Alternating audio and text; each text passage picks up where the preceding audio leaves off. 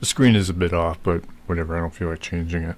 Okay, so people need to remember that God has set a limit to human freedom. Okay, my question about that is, sorry about that, I had to adjust my mic. What freedom does God enable? Free will? Well, the problem there is that He does grant us that freedom, but we're obligated to make a choice. And to choose sin, as you would call it, is to suffer a consequence in the end. So how is that really freedom?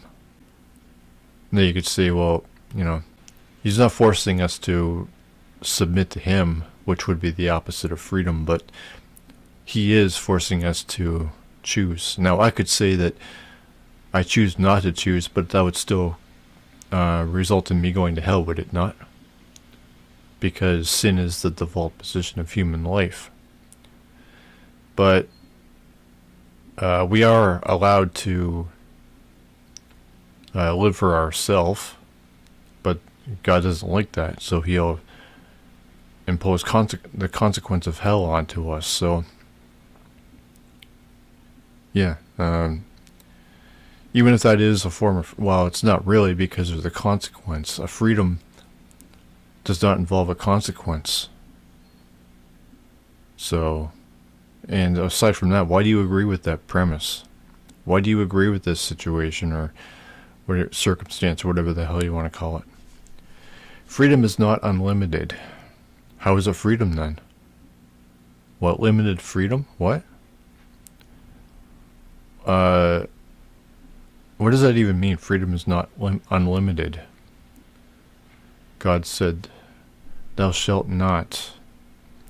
Okay, who made death our reality, considering that the most popular or most repeated commandment is not kill?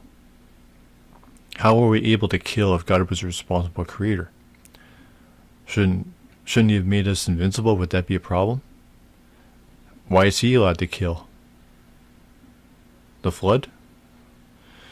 Okay, God's laws. Why would we need protection if God was a responsible creator? Why does God need laws? Why does a powerful supernatural being need laws? And why does He need to protect? Against what? What is good and prevent what? Where did evil come from? Now, I often say that sin can't exist if Adam and Eve were both creations of Him, His creations. So where does sin come from? Free will?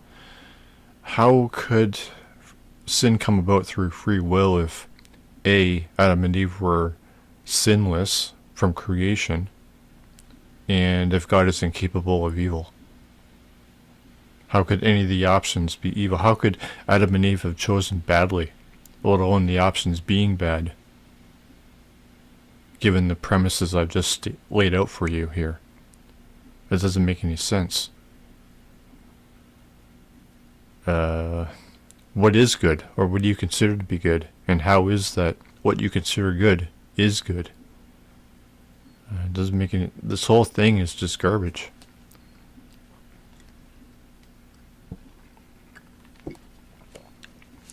What else can I say about this? God's laws protect what is good and prevent what is evil. Why does He need to prevent anything? So God is a responsible creator. How is He a responsible creator? I don't understand. Why does Christianity need to say anything if God is a good and responsible and benevolent creator and all that shit? Why is freedom even an issue? You're not making any sense here.